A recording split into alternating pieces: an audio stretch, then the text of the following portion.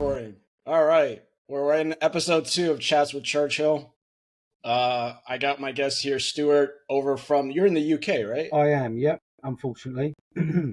Right on. So if you want, I'll give the floor is yours. I know the trolls are like, get that bald guy out of there. So I know you're a maniac. We've been talking for a long time, but I want to give the floor to you to explain, your life journey and how you became a maniac and et cetera, et cetera, et cetera. Well, how did I become a maniac? Right, first of all, I'm a father. I've got 3 girls. One of them's 5. One's just turned 14, and my eldest is 16. So I'm not a young lad. I'm going to be 44 in December. But I've been a fan of the Misfits since I'd say 2014, maybe. Right on. What I was doing is I was considering doing my first bodybuilding show. I mean, I only did a few. And you kind of go down the YouTube rabbit hole. So you look at one fitness thing, it'll link you to another one. And I linked on to Mark Lobliner and RX Muscle and all that. And eventually come across Jason Genova, which then come across the Del Rey Misfits. And it was Brad and obviously Big Lenny, Big Richard, I think is the one that first caught my eye because of all his rants he used to come out with in the gym. Absolutely hilarious. I mean, how old was he? He was 70 when he died, something like that. So he would have been... Yeah, I don't know the exact age, and I don't want to say it because I'm unfamiliar with his exact date of birth and when he died, but I think it was around 70. Yeah. So he would have been in his 60s at the time, and the things he was coming out with and saying and the way he was training, I thought was absolutely hilarious. And then, of course, you meet, Big Lenny and then yourself and Andrew, and then it just went on and on and on. You had Nate Figs and the trip to Vegas and obviously the bedroom bully and the boxing match, and it just went on from there. I got hooked. I thought it was hilarious. I really did. Yeah. Normally, like I said, and I've always said outside of doing like these, and even though I have a different relationship with Brad and Andrew, like I've always been a fan. I always will be a fan. So they capture lightning in a bottle. And ever since the gym closed, it's kind of been trickling on, and Lenny had his own thing, and everybody was kind of like siloed here and there, and it kind of trickled along. And I think there's a lot of fans out there that always hope that essentially like that lightning in the bottle would be captured again, but you can't. Once you capture it once, it's good to have like these formats and the podcast, and Lenny was doing his thing. But, one thing I told Andrew off camera, and he will not be mad at me for saying this, is that I said, you've given a lot of guys motivation. And when I mean you, I mean the fact that you created all this. You gave a platform to Big Lenny, to Richard, to Jason Genova, to Brad, to anybody involved, even side characters like Cynthia and Emma, and like the list goes on. So he doesn't get enough credit for being the person that brought all of it to light for everybody to see, for you to see it, for me to see it. Yep. The way I found Jason, the way I found the Misfits was through Jason the same way. Was actually that one video from Blackstone Labs where he's wearing the Swolverine shirt and he's talking about somebody hacked a social security card. And that's the first video I saw of Jason. And then the same thing, it linked me right to the Misfits channel. Yep. And you're fortunate enough to have met them and all the rest of it because they were local to you. Right. But the fact, going back to what you said about Andrew, the fact that it's gone across the world, and reached me in the UK, for example, and God knows where else it's gone. But I used to look at Lenny's lives, and there was people all over the place tuning in from like the UK and Ireland and France and places like that.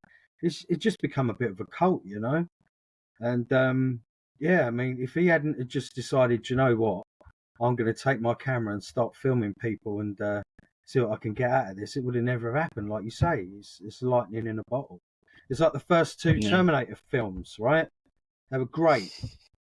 Yeah. And they've had how many attempts since? And it's got to the point where the bad now more than outweighs the good. And that's unfortunately what happened once the gym shut down. I mean, you had all the arguments and things happened, and then it kind of disbanded and splintered off here and there, and then we had people die. Most recently, Lenny.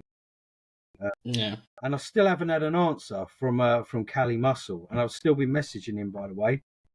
Yeah, let's talk about that. We can transition to that. So you are actually on RX Muscle. You put out a challenge with Cali Muscle because Cali Muscle had some, very nasty things or demeaning things to say about Lenny, who had passed. Yep. No matter what grievances you have, Lenny's dead. Yep. And there's no coming back from that. Yep. He can't defend himself. And for anybody to go on camera and kind of try to further tarnish his name, and he can't defend himself is like, that's a real big no-no. And you took a stand. You said, you know what? That's fucked up. You shouldn't be doing that. You wanted a challenge. So I'll let you speak on it, how you felt about it, how that all came together. Well, the thing is with me, I'm not that sort of person who will start trouble, issue challenges, things like that. I'm also, I want peace. But I'm also not the sort of person who just lets things slide. If I think it's serious, I'll say something. If it escalates, I'll try not to get to the point where we're going to have fisticuffs. But this guy's different. He's done a few nasty things that I don't like. And what he said about Lenny, it just, I really like Lenny. He did say a lot of off-color things. He obviously, had a few mental issues and this and another. But when all's said and done, he had a good heart. He was a nice guy. And he went in a nasty way. He was obviously on his own for a couple of days or something. He died alone. Yeah, we really don't know. Yeah. But that's I mean, to sidetrack for a second, that's something that, on the first episode of this, I said that I cried with Andrew on the phone because when we were speaking about it on 1010, we learned that it may be a possibility that he was in his mom's townhouse for a couple of days. Yeah. And the first thing I thought to myself was, somebody of such a huge cult following going out in that way, the cat's with him for days. It just that just like my hair, like you can't see it, but my hair is up on my arm. It blows my mind that he just went out in that way. And I got upset on the phone with Andrew, and I said, listen, Andrew, I'm sorry, I'm like fucking weeping like an old hag here. And he's like, let it go, man. And I'm like, yeah, it bothers the hell out of me.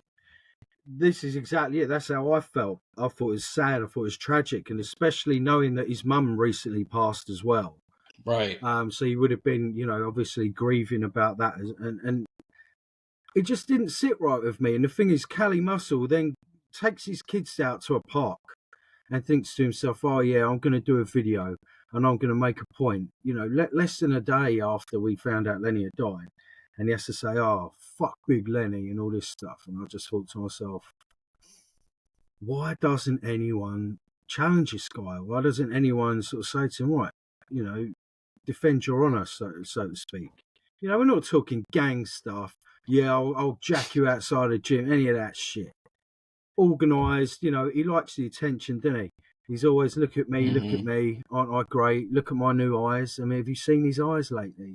Yeah, that's weird. That's so weird. I thought it was just contacts, but apparently it's an operation. And his beard looks like he's been drawing it on with a marker pen. He's got it all perfect in his teeth. I think to myself, well, you obviously want the attention. And I thought to myself, why don't I just challenge her? I'm trained in martial arts and that, on and off for quite a while. I could do something. I could sod it. Why not?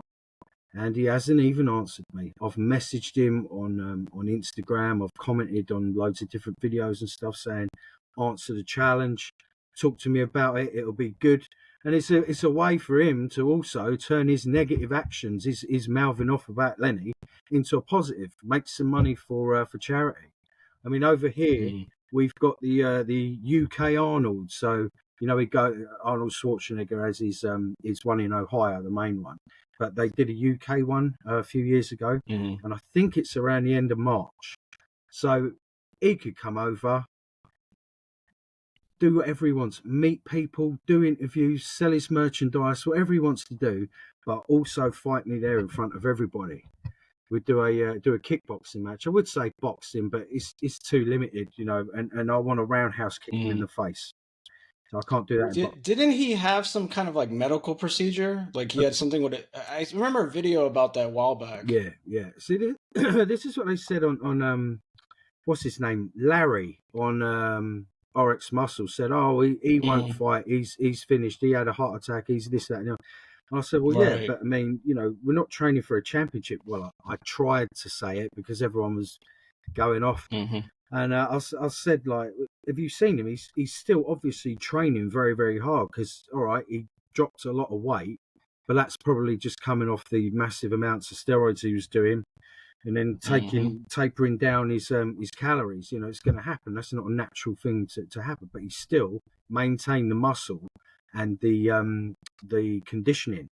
Obviously, the size is deflated, but he's still in really, really lean shape from what I've seen. So he's obviously exercising. Right. So why can't he do, a free 5-minute round kickboxing match or whatever, But it's up to him. If he can't do it, he can't do it. But answer the challenge, Please don't just ignore me. I think he's probably going to sweep it under the rug as a. Even though you put a face to it on RX Muscle, he'll probably just shrug it off as whatever, Well, the thing is, I'm nobody. I'm not, I don't have a channel. I don't have an online presence or anything like that at all. Right. So if he acknowledges me, he's acknowledging what? Nobody. You know what I mean? It's not like I'm a rival who's calling him out. And I think even if a rival called him out, I think Mark Lobliner told me that he challenged him to a boxing match once, and he refused to even answer him. Didn't even address it. And that's Lobliner. He's been around for years. I remember him. Well, maybe the only way to actually get an answer on it is maybe if you invoke the Spanish River Park Accords and you use that, you'll get some traction on it. Yeah. Well, I think there's a few ways I could do it, but that's definitely one of them. Oh my God. Yeah, that. Tell him, meet him at Spanish River Park, December 26th. He might change his mind. Oh God, I don't know. I don't know about that. We'll have to try it out and see. But I mean, the guy makes me. He really, really annoyed me. I mean, it was like when he said that, I saw it. I got really, not just angry, but upset. Do you know what I mean? Yeah, and I felt like he flicked a switch, and I was just like, I can't let this slide. I've got to find out. I've got to put this out there, and I've got to find out if he's got the guts to even mention it, to even acknowledge it. Because he took down the video, but why is he taking down the video? Because he's ashamed of it and thought, I'm sorry, I didn't mean to say that. Nah, because it gets him negative attention. You read all the chats about it amongst people commenting on things. They're saying, apologise to Lenny. What you said about Lenny was disgusting, and so on and so forth. So he takes down the video, but he hasn't issued an apology. He won't answer me on the challenge, and I'm sure he's read it because I've literally commented on a lot. That's most people in that type of mindset typically will just take it down and try to, as Andrew said, you can't put toothpaste back in, the tube, but that's their way of trying to damage control. Like, I'll remove the video. That doesn't mean that you're all clear and that's an apology. No. You should say, listen, I fucked up.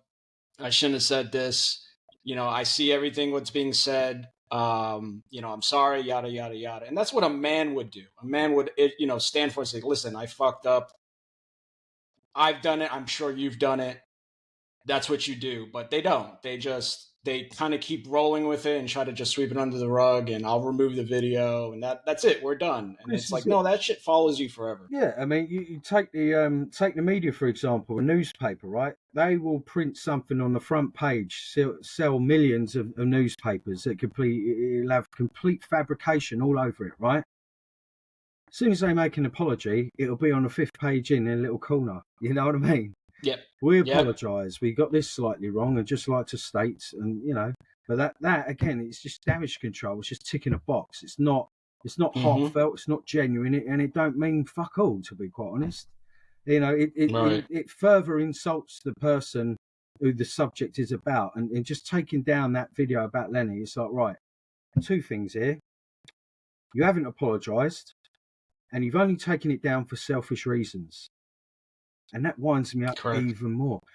Be a man, accept you've made a mistake if you think you have, And if you don't think you've made a mistake, stick to it. Say, look, if you guys are upset, I'm sorry, but that's how I felt about the man.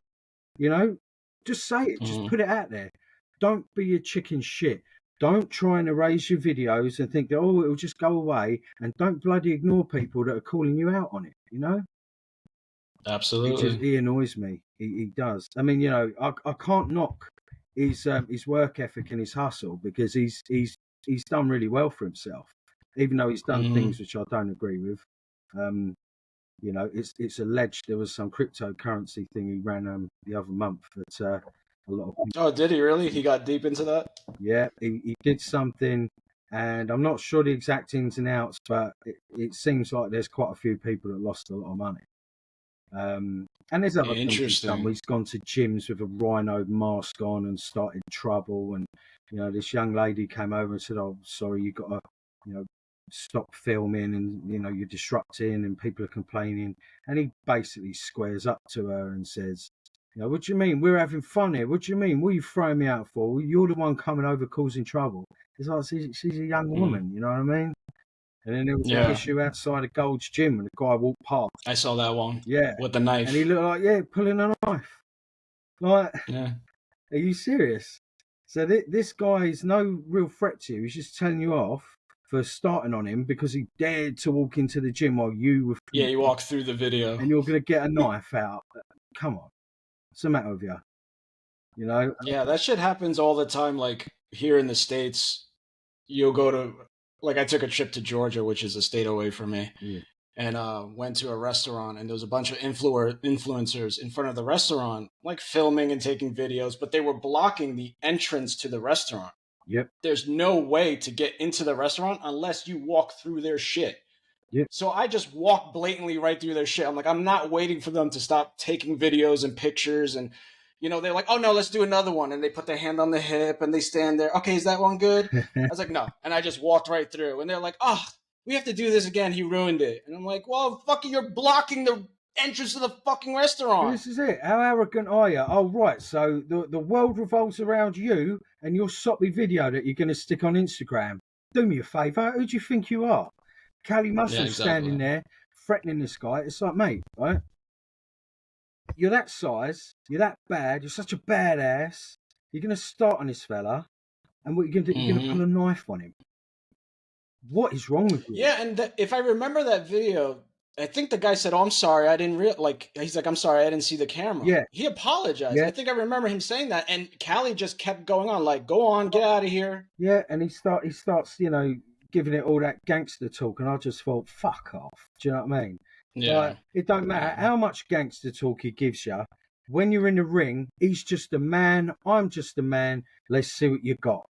You know? Right. Win, lose, draw. I don't care. I really don't care. I know he would, but you know, it's not about that. It's about defending Lenny's honour. As I say, I have this horrible idea that, as you say, he was there on his own with the cat, and he died alone, and that's not a way to go for me. For a guy who was so well loved and cared for, and you know, he had so many people that thought a lot of him, to go out like that and then just have this Callie Muscle come on and start saying fuck Big Lenny. He didn't have to say anything. He didn't even have to acknowledge Lenny's death, but for him to come on and say that, I just thought it was disgusting. And I started racking my brains, as I say. Why hasn't anyone called this guy out? Why hasn't anyone challenged him? And I thought, fuck it, why don't you just do it yourself? So I did. Yeah. It's got me anywhere yet, but we'll see. Yeah. So what about you talked about your MMA background training. Talk about that. Like, what have you done in the past? Like, what kind of training have you done? Right. Well, I'll be honest with you. I am a massive martial arts geek when it comes to certain things. And one of them is Jean-Claude Van Damme. I have got signed stuff. Yeah. I mean, I've got signed stuff. I've met him. I've got a picture of me and my wife where we met him at a black tie dinner event they had in Manchester in 2015. And I'm just obsessed with him. So when I was a kid, me and my dad used to have a routine where I'd be with him on a Saturday when my mum was at work, and we'd go swimming. and then we go and get like a fish and chips or something, you know, and then we'd rent a video back in the days when Blockbuster and that was around. And you'd always see the big standees of the new Van Damme film come out. It's like Bloodsport, Kickboxer, Cyborg, AWOL, or Lionheart, as it is in America. Time Cop, yeah. And just obsessed. Like it was like, for me, he was different. Like you had Bruce Lee, it was very different, right? Jackie Chan, very different. But then who else was there really? Van Damme, his own unique style. You know, he had that sort of very, I call it aesthetic kicking. You know, he had people used to say, "Oh, he's a ballet dancer," but it's like, well, yeah, but look at his flexibility, look at his grace, look at the way he leaps and his explosiveness. And he wasn't, you know, really small, but he wasn't big. He wasn't, you know, as big as like a Schwarzenegger, but he was also skilled and agile and different, as I say. And I just sort of latched onto him as a kid. So as soon as I was old enough, I started to do karate, and I did Aikido, and I did a bit of judo, and I then got into pro wrestling. So I trained as a pro wrestler and did a few shows before the kids come along. And I've just always kept up the training in terms of the stretching and the flexibility. So I still do splits and stuff, and obviously bodybuilding training. I mean, you know, I'm not a massive guy, but you know, I'm not a slouch, shall we say? And I've just kept it up. You know, the jumping helicopter kicks and what have you. I can do all that.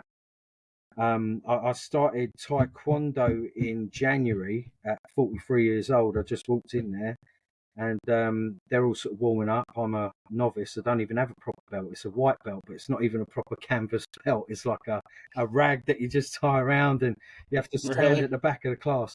But I'm going in there, and we're warming up, and I'm doing splits on the floor and leaning forward, and you know, all that sort of stuff. And they're like, "Oh, someone's done this before." And I'm like, "Yeah."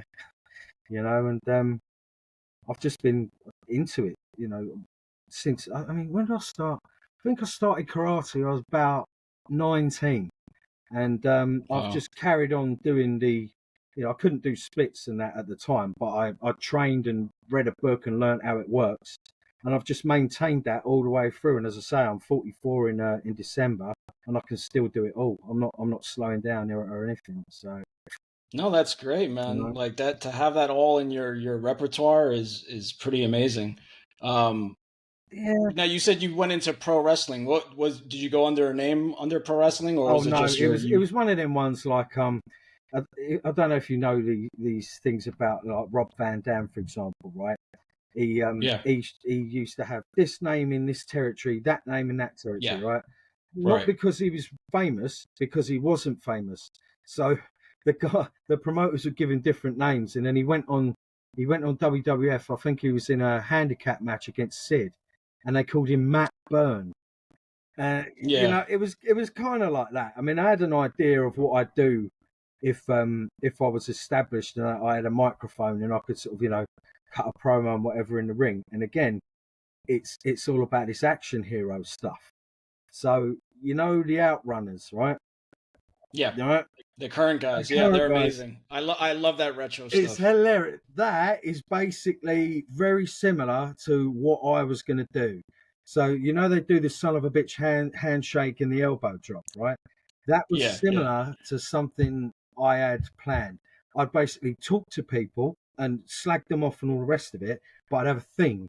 So I'd start quoting things from Terminator, quoting things from Rocky, quoting things from Total Recall or whatever, Van Damme stuff, you know, but doing an accent or doing an impression, just talking normally, and then, you know, suddenly dropping into an impression, but applying it to my opponent and stuff like that. And I did do when I was in the ring, I did used to do a few martial arts moves.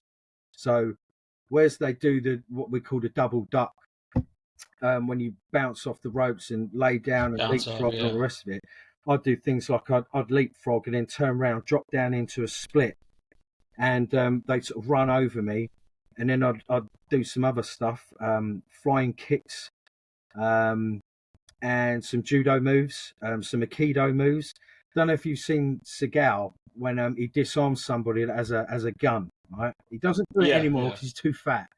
But in his original thing, he does this. It's like a wrist lock, and then he flips it, and they isn't it like he comes under like that with his wrist, yes, right? And then he he flips comes him under over, right? and then changes direction and throws it. I can't remember what it was bloody called, but I did that, and I did some judo moves and stuff. You know, basically martial arts based stuff, but also with English style wrestling going in.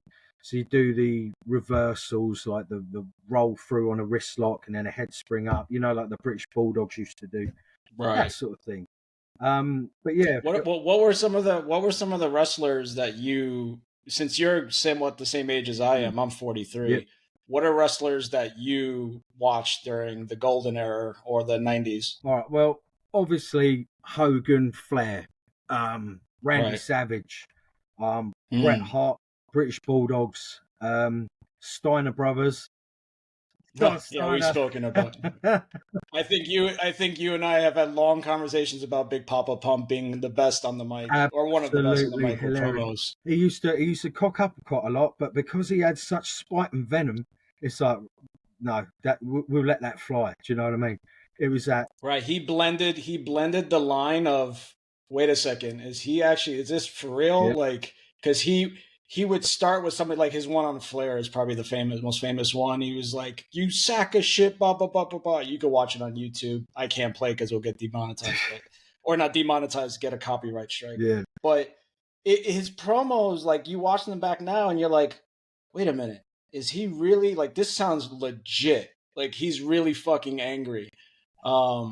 He called him a Sharpay. There's so many gold ones. He called him a Sharpay. He was talking about his busted up teeth, and he called him a jealous old bastard. And everyone's going, "Whoa, calm down." But that's the thing, he did blend it, and to be honest, I think he was a bit.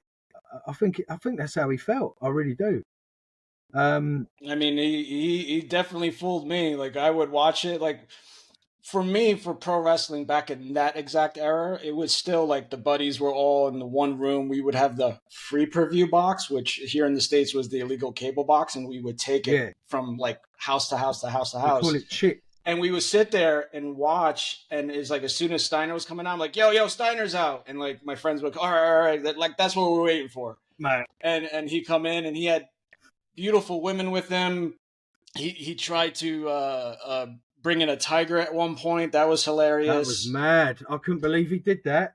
He had it he came walking down the aisle. I was like, whoa, that is a real tiger. It weren't like a painted dog or something like that. I was like, no. Absolutely crazy. When he debuted, a lot of people don't realize this, but he was known for dropping the F-bomb and cursing and whatnot. But on his debut in the WWE at Royal Rumble, he fucks up the college dude, I can't remember his name, and Matt Hardy. And then right as the camera pans, you hear him, you don't see him, you hear him go, "Give me the fucking mic." Yeah, and I was like, there he is. There he is. He was great. There's a cut on YouTube where it basically splits together all the times he's been swearing and stuff at people. And he goes, he's like, "Give me the fucking mic." "Yeah, fuck you," he's saying to guys, and the crowd is like, whoa. But who's going to tell him off? Who's going to stop him? He was absolutely massive. I mean, he was a big guy when he was in the Steiners. I mean, obviously, he was a lot more athletic and didn't have the injuries and stuff. And you didn't hear much out of him at all. And what a metamorphosis. What a change.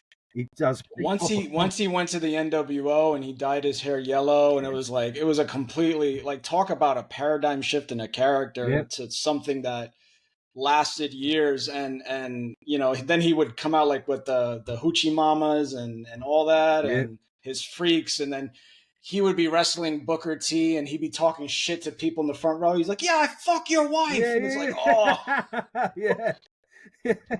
So it was like Flair, Flair like, "Woo, Space Mountain, woo," like, "Shut up, fat boy," but taken to a whole other level that we all enjoyed. Yeah, it was absolutely brilliant. And this is it. It wasn't forced. sometimes when people switch up their character, it's like, oh, this is some phony shit. Come on, Yeah. this is a fake old gimmick. To me, it was like he just thought, right, I'm not holding back anymore. This is me, and he just let himself out there. Great, absolutely brilliant. Yeah, somebody put up a photo because his nephew Braun Breaker's in WWE, but somebody put up. I didn't know Steiner had kids, but somebody had put up a picture of his son with his football jersey doing a double bicep with the chainmail on, Yeah, and I was like, "Wait, that's Steiner's kid?" And yeah. they're like, "Yeah," and I'm like, "Why isn't he in fucking pro I wrestling?" think I'm he's a like, lot "This would be younger. the perfect style." Yeah, yeah, Yeah, yeah, like a younger Steiner yeah. brothers. I give it a few years, he probably will. I mean, the thing is, Mm. like Bron Breakker, he's amazing. I mean, I Yeah, don't. he's fast. Yeah, he's fast. He's agile. He's good on the mic. I mean, he looks like a proper wrestler as well, and he's strong. Yeah, You know, yeah. he does. He's got it all. He is like a total package, and I expect big things out of him. The only thing that they've done or look like they're going to do is put him against Jacob Fatu. I think it's too soon. Yeah, what was that all about? Like they got a lot of hype out of them doing a face to face, and I'm like, maybe I'm missing something from maybe the Indies, but Braun Breaker wasn't on the Indies. No, Jacob Fatu was no. in MZW and other organizations. So I don't know why that was like cheering. Oh my god! I'm like, I don't understand what the chemistry there is. Just from an outsider looking in that knows a bit about the business in terms of the way things work and the inner workings. Right. It's like they're kind of doing an Ultimate Warrior Hulk Hogan type thing, where you're thinking, oh, what if? Because both of them in the WWF, WWE, I hate it, still don't seem right to me. I'll call it Yeah, yeah, it's WWE. I'm weird. old school, keep it there, right? If you've got a problem, I'm sorry. But it's basically like they're two rising stars. People are Yeah, cheering Fatu, they're cheering Bron Breakker, no matter whether they're heel, they're just getting cheered because people love them.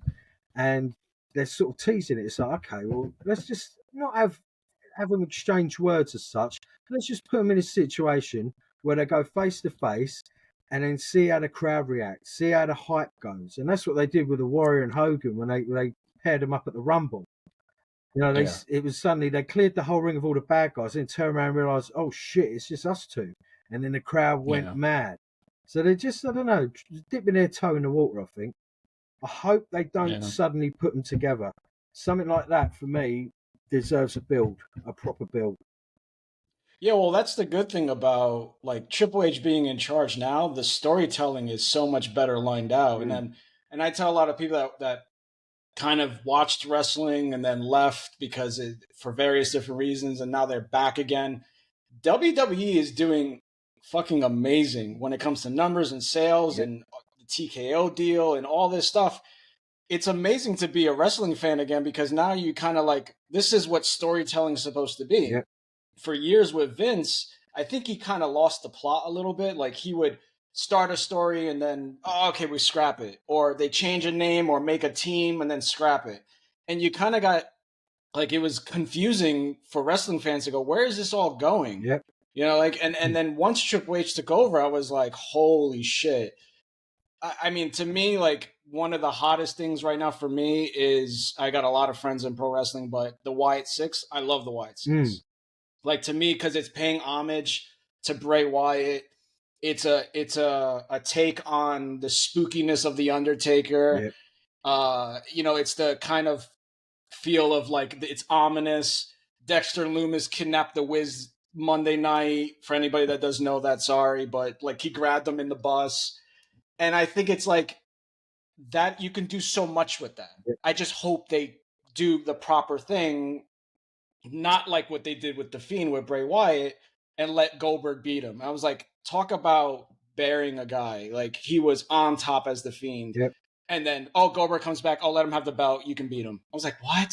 Yeah, that didn't make sense to me either. It's like Goldberg is not an investment as such in terms of character. Right. He's established.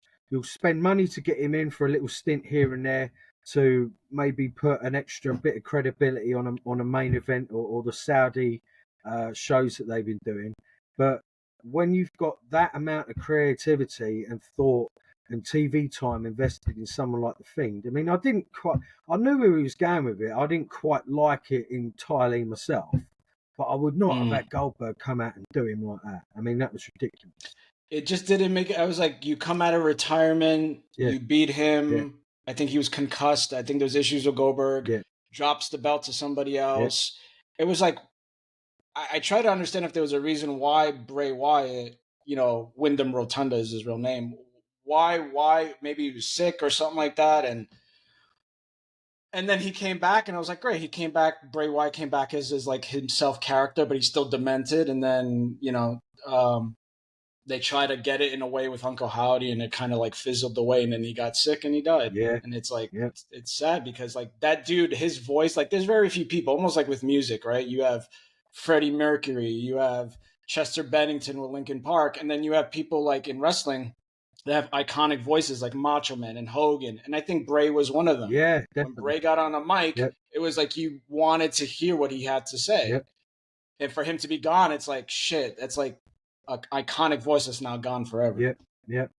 Thing is, as well, he wasn't one of these guys that's been there, done it, got the T-shirt, was trying to drag out his career a lot longer than he should have. Right. He was always on the cusp of hitting it massive, just always on the cusp. Really making that. I mean, he would have been good in films as well.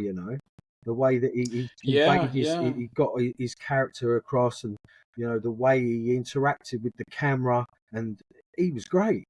And for him to die like that, it's sad, really, really sad.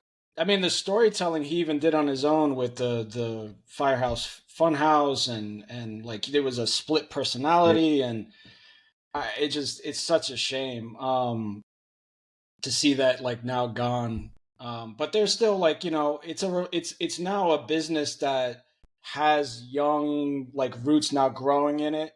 I'll be honest, there's a lot of people in NXT. I have no fucking clue who any of these people are. Yeah. Like me too. I don't know who any of these are. I know some of them, like what's Brian Pillman's son's name? Oh right, yeah. Lexus King or something like that, right? Yep.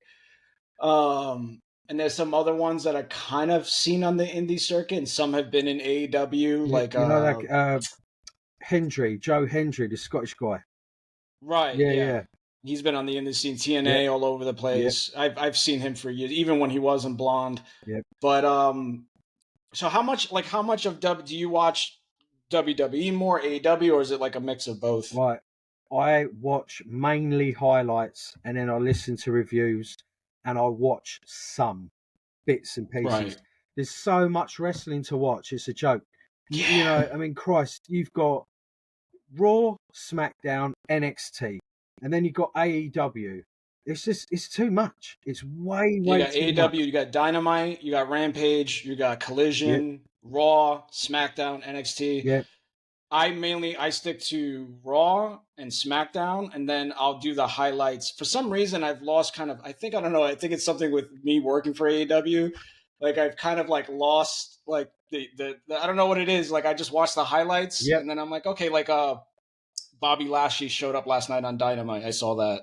Yeah. And it's kind of like, and this is coming from somebody on the inside. Like when I was there, AEW had this massive like the new hot thing. Yeah, right? yeah. You had all this new energy going into it, and Jericho and the Young Bucks and Cody, and then when the whole thing with Punk happened and it fizzled out, it took such a nosedive. By then I was on my way out, and I just never looked at it like ever the same. Like he's not, I don't feel like he's doing anything with Ring of Honor. Like it's there, but I feel like there's no long-term plan. Well, how can I put this? I think, in a way, he's kind of bitten off more than he can chew. He's got a lot of money, but he hasn't got a lot of help, if you know what I mean. Now, he's booked Ring of Honor, which is a company in itself. He's set up AEW, which is a company in itself. It's not like he can buy something. It's not like he took over WWE, which has already got everyone established already, ride the crest of a wave. see this storyline pan out here, see where this takes it over here. He's had to start it all up from scratch, right?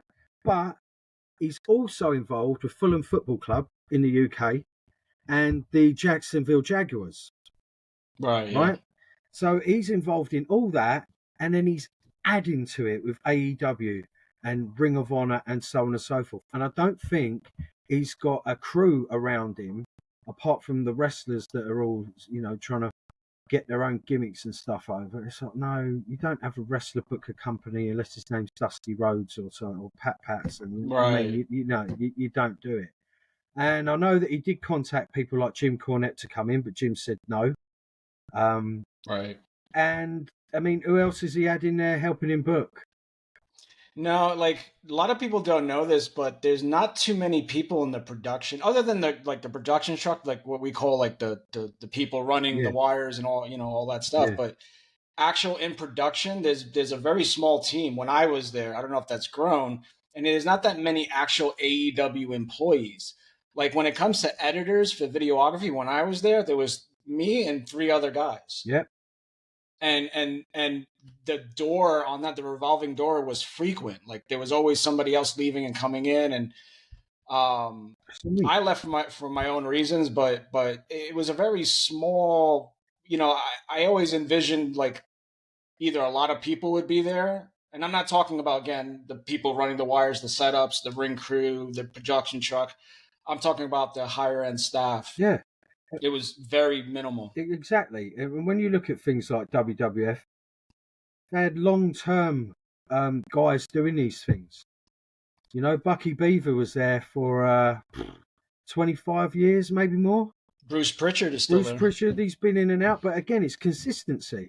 If you've got different editors doing stuff, if you have different directors coming in, directing a film series, right? You have different directors all the time. You lose the consistency in the series. You know what I mean? And right on. Yeah, I mean, he needs consistency. Take Donald Trump, for instance, right? He's got himself some serious backup this time. Before he was a novice, now he's not. Now he's got Bobby Kennedy, Tulsi Gabbard. He's got Vivek Ramaswamy, J.D. Vance, Elon Musk, and whoever else is going to join him. He's got like a Justice League. Yeah, they called it the Avengers. Yeah, that's it. That's it. That's what he's got. So, if this person over here's special is that, right, that's your section, this is your section, and that's yours over there. I'll just be overseeing things and, running things past me and signing things off and, and that's the way you've got to do it. That's, it's like with a company, your biggest asset is also your greatest expense, and that tends to be your staff. Long-term staff members get paid more. They get more holiday. They get more of everything, But they're the ones that keep the machine going when you're off on your holidays, and you can rely on them to take the reins and everything to run smoothly. If you have a high turnover of staff, you have inconsistencies in the company. And what he needs to do, in my opinion, not that I'm a successful guy, I ain't got jack shit. Everything I've got, I've built, which ain't a lot, 18 inches of power. Whoa! But I'm not a good bodybuilder. I'm not good at anything really as such, like not especially skilled, but I'm okay at a few things. And, I know a few things. I just haven't been able to prove myself to be, a big game player, as they say. But from my perspective, I'd say he needs to, him being Tony Khan, pronouns, pal, he needs to get his Justice League sorted, his Knights of the Round Table. And once he's got that, and they'll have some structure, and they slow down a bit, because they do, I mean, how many feuds has Chris Jericho had? How many factions has Chris Jericho had? He's basically gone through the whole bloody roster, and of the up-and-coming guys. I mean, he was with WCW in its heyday had much more foundation and to the storytelling to like you just mentioned, Chris Jericho. He's been in how many groups and different things, and Painmaker. He went back to Lionheart, and it's like it's this. You ever watch series where it's like you have your main cast members and then the ratings get bad and they take out or the cast member leaves and they replace them with somebody else. Yeah. It's like that's kind of like how it seems sometimes. Yeah, yeah. And he just seems to always have to be at the forefront of something. And I think people are getting turned off by it because it's just, oh, Chris Jericho, oh, he's got a new name. It's like when he first started out, it was with AEW, it was like a little bit of the bubbly, and it was all fun, and it was, you know, it was different because there's a new company. But then he keeps trying to reinvent himself, but the reinvention, it's not a David Bowie reinvention. It's just it's Chris Jericho again with a bunch of guys that don't know what to do with. You know, you know, he come out and he had who's it he had? Who's that that all American wrestler guy? Jake Hager. Oh, Jack Swagger. Jake Hager, yep. Yeah. Did he ever say a word on the mic? Ever? No. Ever. You know what's funny? You mentioned him.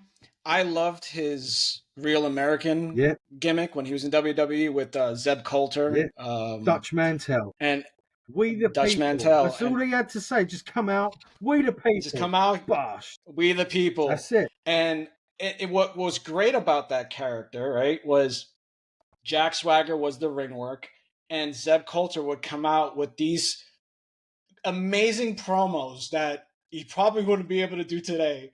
But I remember he was holding a sign that said, "The only defense is offense." Yep. And I was like, wow, brilliant. Yep. Like, even I wish it was around today.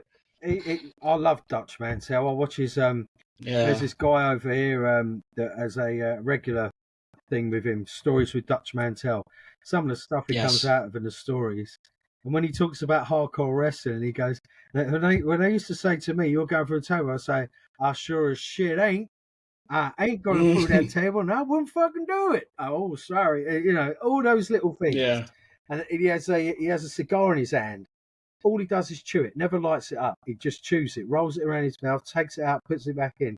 Those little things, I think, is great. Those little little gimmicks. You mentioned Trump in not too long ago, but how are the politics, what's going on in the UK compared to our fucking shitstorm that's going on here? Like, how does that, in your eyes, affect the world, the UK, vice versa? Right. Personally speaking, because America is so big, it's so influential.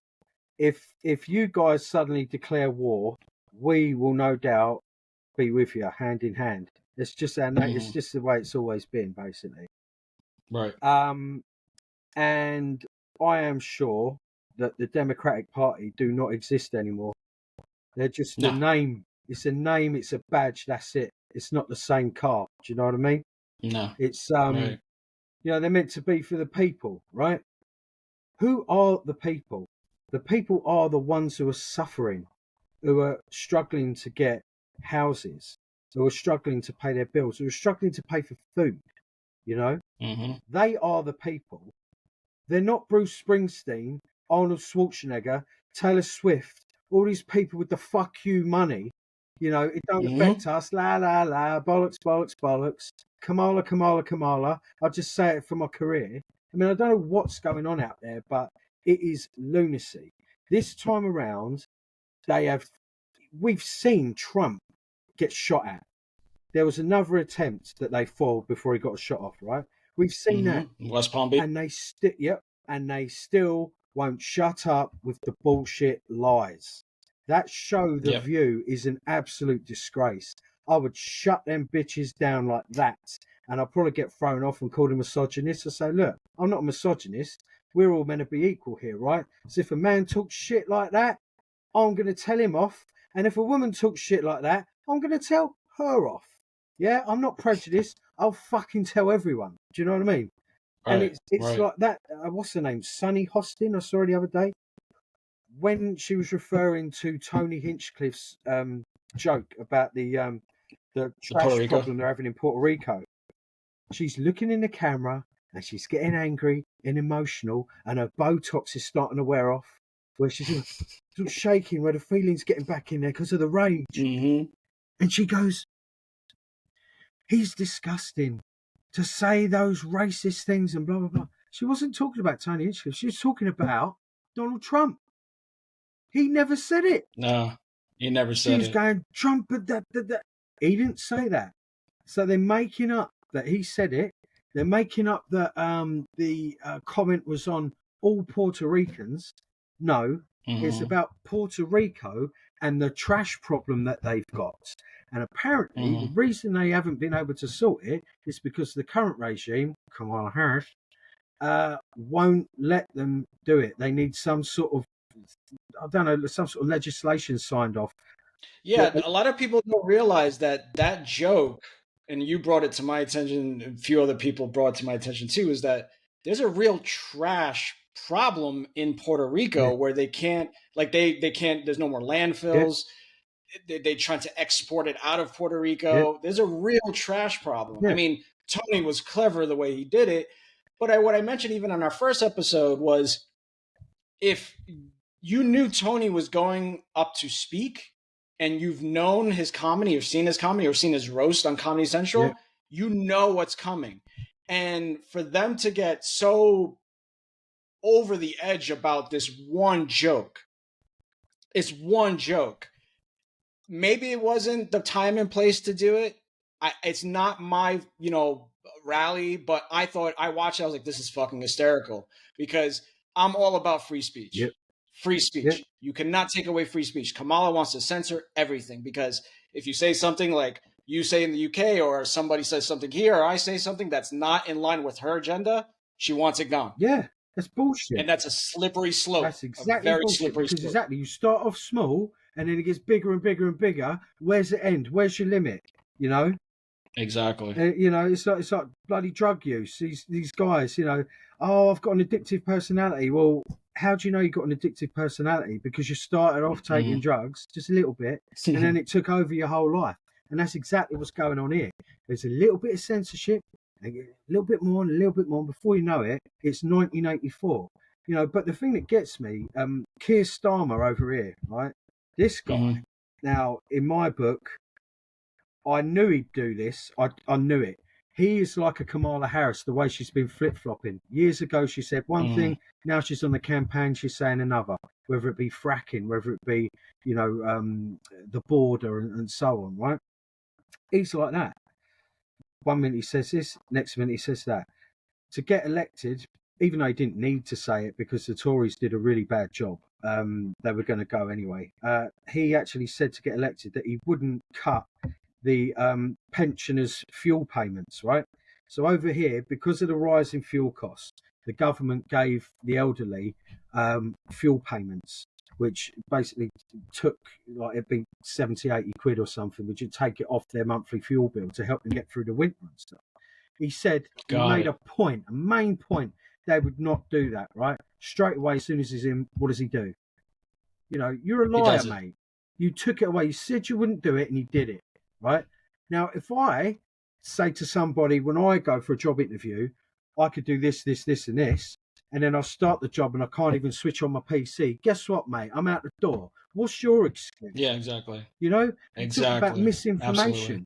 They talk about misinformation, and he's been locking up people for spreading misinformation on Facebook, like basically sharing a news article that someone's put that's incorrect. And wait, so that's actually happening? I've seen videos that's actually happening in the UK where you get a knock on the door for a Facebook post? Yeah, they've been doing it, yeah. There's videos, everything. Wow. Basically, they had this situation where this nutcase stormed a community centre or something, and there was a Taylor Swift-themed kiddies dance class, and he killed a bunch of girls and stabbed them to death, like 6-7-year-old girls, like killed them. Wow. And attacked a few of the adults as well. I think he killed one of the adults as well. And the rumours going round was that this guy was a refugee and this, that, and the other, and it wasn't quite true. I mean, I think he was like of Rwandan descent, but it was here legally or whatever it was. But because things like that got spread, you have people protesting, right? Every time you have a protest, there's a certain element that get involved. Violence, thugs, that sort of shit. So you'll have thousands of people protesting, maybe 50 to 100 people causing trouble. But then Keir Starmer will say that every single person that protests like that is a Nazi, is a racist, is extreme right wing. All right. Which, first of all, is incorrect. So it's misinformation, right? Coming from the Prime Minister, not from some old dear who's got less than 100 followers on Facebook just sharing something. She got locked up. There's a middle-aged mother of three did a similar thing. Had her locked up as well. They've arrested people, charged them. So it's just for a Facebook post or saying something online, you can get a knock on the door. Yeah, with certain things that he considers taboo, mainly immigration and associated crime and stuff like that. So are these like posts, like, are they issuing threats or are they just speaking their opinion? No, they're sharing either their opinion or they're sharing things that other people have put up, other videos and stuff. Wow.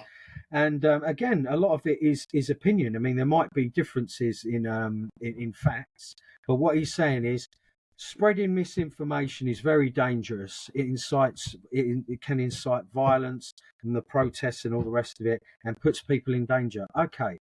And what are you doing then, mate?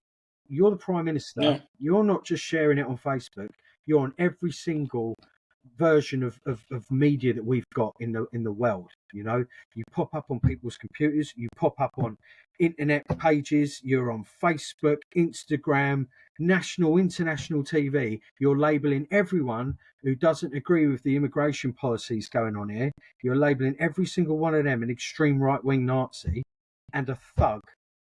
That's what you're doing. So you are basically doing the things that you're chastising others for. Who's going to come and nick you? And the fact that you're not, it's hypocritical. Yeah, and the fact that he's not addressing these problems, he's not speaking about them, he's not discussing it with the people, is going to do what? It's going to increase the likelihood of a protest because people want to be heard. And then the associated violence that comes along with it. So by him refusing to discuss it and be reasonable, he is in fact indirectly encouraging more trouble. So like I say, who's going to be knocking on his door and arresting him? Because he's the biggest culprit. But, you know. It's incredible. And that's incredible. To Kamala Harris. They took all this shit. Like, oh no, misinformation. Okay, let's go back to COVID, shall we? Who's going to pay the price for all this misinformation that went on about the vaccines and their effectiveness and all the rest of it? Fauci? Oh no, he's got Secret Service protection, hasn't he? I wonder why that is. Yeah. So who's going to take responsibility for it? She keeps talking about turning the page. Turn the page from what? You've been in charge like the last 4 years or the best part of it. So you're turning the page from the problems that you've encouraged and caused. So you say that we're turning the page as in we need to move on, we need to improve. But then when someone directly asks you what you would have done differently, what mistakes you think you've made, well, nothing comes to mind. You arrogant. It doesn't make any sense. Get off my set. Yeah. That's what I'll be like. Yeah, you know? It doesn't make any sense. You can't say we're going to turn the page and fix all the problems, but you wouldn't have changed anything and there were no problems. Exactly. She's saying I've got a perfect dish here. Look at that. Yeah, might need a bit more salt. Maybe the presentation. Well, either it's perfect or it's not. You know, come on. Yeah, so like Biden said in an interview the other day that, you know, all Trump followers are trash, and then his what's her name, the speaker his whatever her name is, her title. Yeah, I can't remember for the life of me. She said, well, no, she's like, he wasn't directly speaking about all Trump followers are trash. And it's like, you're going through damage control. Why does nobody have the balls, even though that's your boss, whatever the case may be? If it was me, I was like, you know what? Fuck this. Yeah, he called Trump followers trash. It is what it is. You heard it all, but they won't because they want to save themselves as much as possible. Well, the thing is, they don't lie anymore. Do you see what I mean? They never lie. They never lie about anything. They misspeak or they misremember, as Tim Waltz said. Right. Yeah, I mean, I don't know about you, but I often misremember things. You know, like that time I scored the winner in the World Cup final. I misremember that. You know, I could have sworn. Oh, I don't know. Oh, I'm just misremembering. No, mate, you're a fucking liar. and you've been caught out, Mm-hmm. right? You've been caught with your pants down, all right? So pull them up and walk away with your head down and say sorry. That's what you need to do. Yeah, I mean, I even said to you, I think I would have more respect for a lot of politicians or people in general if they just said, listen, I made a mistake. I'm owning up to it now. Even if Kamala said, yes, we made a lot of mistakes during COVID. We were wrong about this. And just list them all and say, we're going to do this better. We're going to do that better. It's just, no, nothing was broken. I wouldn't have changed anything. We're going to turn the page. It's like, cut the bullshit. Yeah. Cut the bullshit. Cut the crap. You know, I mean, Trump is he's standing there and he's campaigning, he's interviewing, and he's answering questions. He is. She's not. Yeah, look at the Rogan podcast. Yeah. So, right, he came on there, right? He did a rally, Rogan for 3 hours, another rally. Then it comes out where, that Trump even said you should have Kamala on here. And Rogan came out and said, listen, they reached out to me and said that she wanted to speak to me. He said, sure, great. I would love to speak to her. Then you find out Kamala Harris's party wanted Rogan to fly to her. Yep. And have people in the room, and Rogan's like, no. He's like, that's distracting. Yep. People telling you, you're done, you got to stop. Yep. He's like, this is my format. Like, why can't she come here? If she's such a badass for the Democratic Party and the leader that's going to be the Democratic nominee, you should go exactly how Trump did. Go there, do the interview, 3 hours, 4 hours, show that you're standing up for the Democratic Party. No, you got to fly to her, and you're gonna have people telling her, no, you can't say that, you can't say this. Yeah, you got to come into my ring with my rules, and we're going to cut it down to an hour, strictly an hour. Oh yeah, but then she'll turn up late, and it'll be 40 minutes, and then he'll have to cram it all. No. And then they'll do like 60 minutes where they'll ask her a question and then edit the answer. Oh God, that was ridiculous. Rogan wants it on his platform so that it's free speech. Yeah. Nothing's edited. And listen, he's being kind about it. He's like, I just want to talk to her as a person. I'm not attacking her, because we all know Rogan kind of is like conservative and leans right, but he doesn't really say it. But we all kind of know it. Yep. And I mean, like, even with Trump's interview, he's like, I know why you've gotten a lot of shit. You said some wild shit. Yeah. And either you like it or you don't. He's like, you said some wild shit. So he's fair. Yeah. He's fair. And to me, Rogan and there's others like him should be reporters should be like how Rogan is and others, which is, completely unbiased. You just talk to the person and you put it out there for people to view and make their own assumptions. That's exactly it. The full on, unfiltered 360-degree view, and then let people make up their own mind. The thing is, Kamala Harris, right? She does all they call it word salad. That's the buzz term for it at the moment, right? But someone said to JD Vance, like, why, how come you're so quick with your responses on these questions? And he goes, well, it's because that's how I feel. I'm speaking from the heart. I'm speaking about our intentions. I'm not trying to think of a script. I haven't been prepared by someone else to tell me what to say. I'm speaking from the heart. It's very easy to remember things when they're true. Yeah, exactly. And that's why she fucks things up. And all the flack that she's been getting, it's almost as if she's in her own world and she refuses to even acknowledge it. How can anyone who's suffering, who's feeling the pinch, the average guy who 1 minute is doing all right for himself, might, be able to have one holiday a year, might have to scrimp and save, but yeah, he can make that car payment, to suddenly losing most things, because it don't just put pressure on your financial situation. People have died over it. People have committed suicide over it. People have got sick over it through stress. Other people have had family businesses they've had for decades, second, third generation, lost their business. Their families have split up and gone sideways, all because of this. And that arrogant little shit on TV starts laughing and cackling and talking about turning a page and talking about Trump. Right. Everybody knows that Trump was a bit off kilter. He said some wild shit, right? But ultimately, when it come to the job, he wasn't a dictator.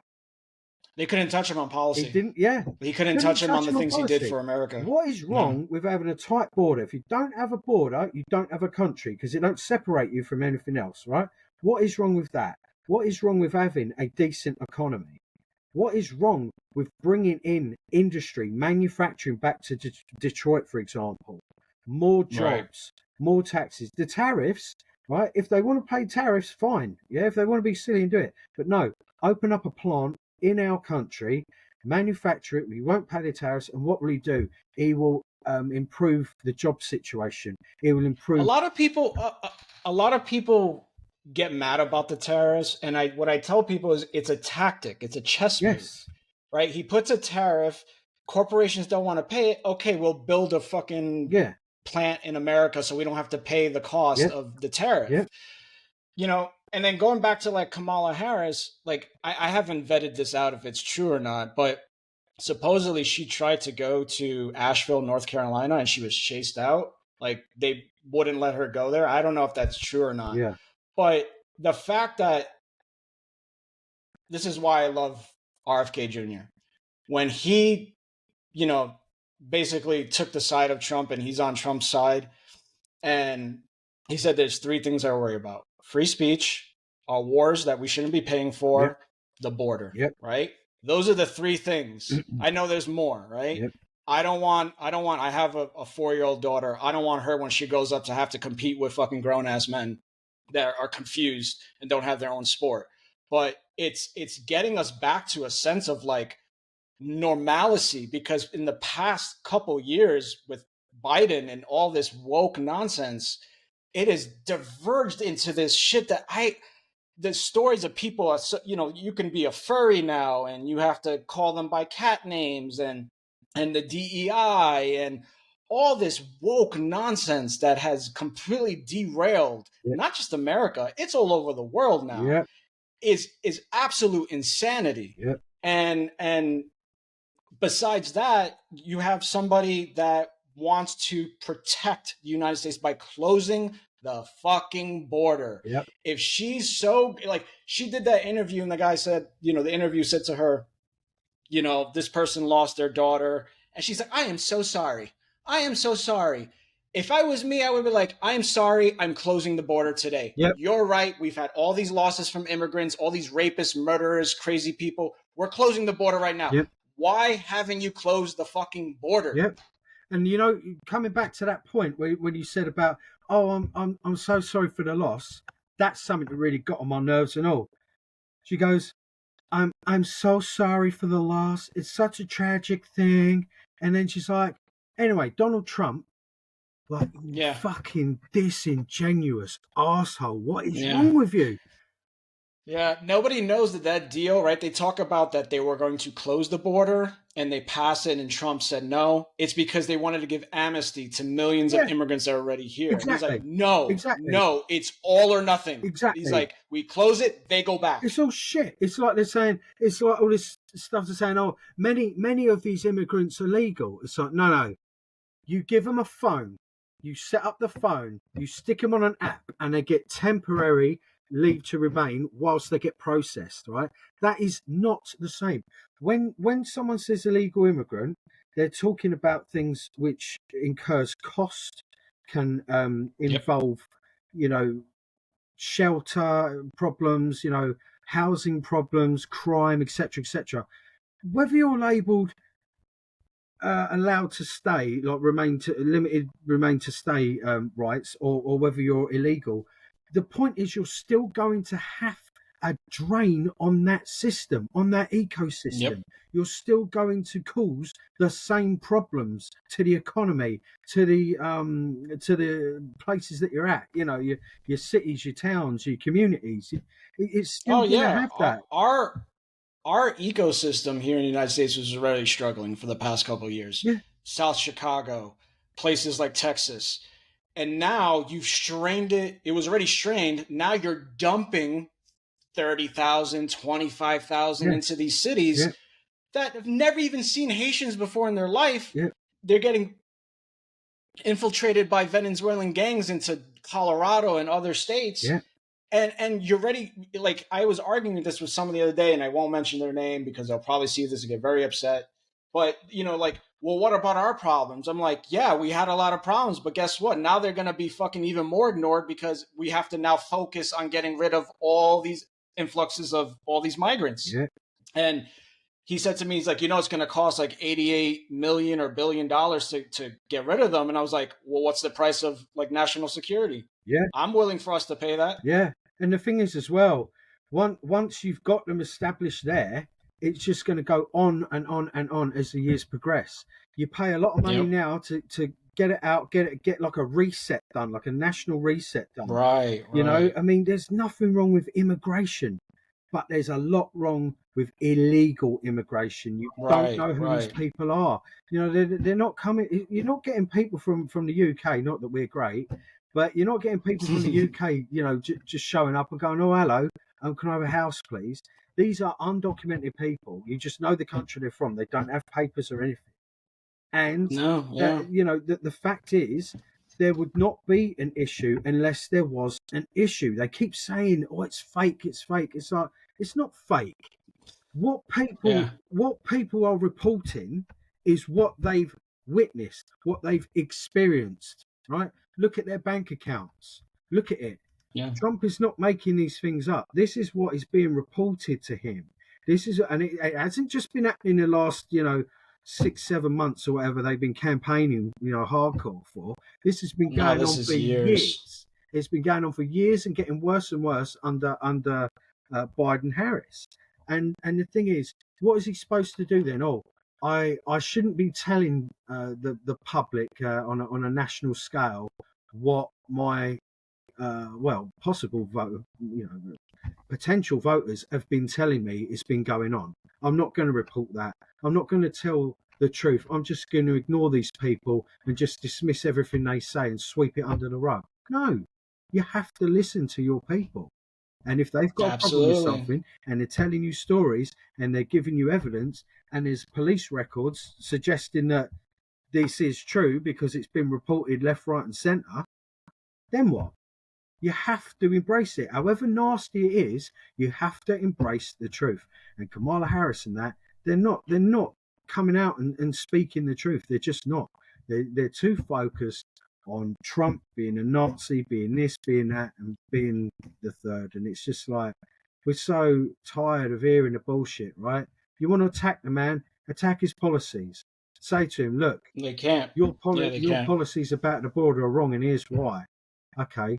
So how come the figures now are 10 times worse than they were when I was in charge? And we'd only just got started. It's a long-term thing. Yeah, it's incredible. And he'd only just started. If he was given another term, things would be so different. And the war. Well, the concerning part is, and I even mentioned it to you, is that even with 4 years, it's going to be very, very hard for him to undo all this shit. Yeah, he's got to create a dynasty. Very hard. He has to start it off. And like I say, set up his Justice League. So people were saying, right, now's time for the first female president. Yeah, you're right, yeah. Not Kamala Harris, Tulsi Gabbard. Yeah? You want a young president in? Right. We've got Vivek Ramaswamy. We've got J.D. Vance. They're both as good as each other on the mic. They know their stuff. Very, very, very quick. Very alert. Always on the ball. Right? They'd be a tag team, an interchangeable tag team. Amazing. What he needs to do is get this Justice League established, win this election, and then have those guys carry it on for years to come. Because, it plants the seed, it puts them in there and lets them continue on with trying to fix a lot of the problems. Like, one of the things they always talk about is like the climate, but then Kamala has all these people that are supporting her, the elitists that are flying, like Kim Kardashian flying to the UK to get a slice of cheesecake to fly back to California. You want to talk to me about, I need to switch to EV. Yeah. Like, what? What do you mean? Like, fucking, you got the... Yeah. What are you talking about? I use my car to go to and from work. You use a jet to go cross country to get a slice of cheesecake. We are not the same, Kim. Shut up. Do you know what I mean? Yeah, exactly. Even with Leonardo DiCaprio, like, I've always liked Leonardo's films. Inception's one of my most famous like films that I've always loved. But for him to, support her, I was like, And then he talks about climate change, and I'm like, I like this movie, you know, after the flood or before the flood, sorry. And, you know, I always subject myself to watching these types of films to see the other side. But at the same time, I'm like, you're part of this elite group flying all over the place in private jets, and you want to talk to us normal people that don't have your kind of fuck you money to like worry about the climate when we can't even, we're trying to feed our families and pay our rents. Yeah, that's exactly it. She'll fly across country to get a slice of cheesecake, right? Whereas you've got women out there who are trying to buy for their kids and are not buying a cheesecake at all, actually thinking, I haven't got enough money here, so I'll go without dinner for the next few days. You know, it's absolutely ridiculous, absolutely ridiculous. And for these people to get on TV and try and do this and support Kamala, it just makes me sick. Yeah, it really does. And no one challenges them. You know, like Bruce Springsteen said the other day, I rolled my eyes. I'm like, and people are saying, oh, listen to his music, listen to his lyrics. I said, yeah, but he's referring to a Democratic Party which doesn't exist anymore. It's just a name badge. It's just a name. It's gone. It doesn't have the core values at all. Because if it did, you wouldn't be in the shit that's going on now. I mean, look at Zelensky. He comes over, meets with Trump. What does Trump talk about? Talks about ending the war, stopping it all, right? Yep. What happens when he goes and meets the Democrats? Oh, he's autographing fucking rockets. Yeah, he gets a blank check to go home with too. And then giving a load of money, like, yeah, good luck, mate. There you go. That'll pay for your next pay. It's a common joke that when Zelensky comes here, it's like a kid coming home from college and asking for money. Yeah, exactly. Yeah. Yeah. Well, listen, we have we have a couple more days of this here, and hopefully, I'm praying that it's going to go in one direction. Is it the 5th? But 5th of November. Yeah. Yeah. It's the 5th. I mean, pre-voting has already happened. So yeah, it's Tuesday, November 5th. So we'll find out then and there. Yeah. Yeah, but listen, Stewart, I really appreciate you jumping on. We've been at this for about an hour and 16 minutes, and we can keep going. But yeah, I really appreciate you jumping on. Oh, it's my pleasure. You know, as I say, I've been looking forward. Well, I said to you before, I've been looking forward to it. I'm quite excited. You know, I've never bothered trying to launch a YouTube channel or do anything like this before, but it's nice to get involved with something that I've followed myself. You know, and yeah, good chat, basically. Yeah. I yeah, right on, man. I appreciate the time, bud. Thank you. Yeah. And Cali Muscle, answer me. You versus me kickboxing match. Yes, please go for it. Yeah. December 26th, Spanish River Park. Spanish River Park, motherfucker. Yeah. Yes, you can. Just do it. If you're tired of starting over, stop giving up.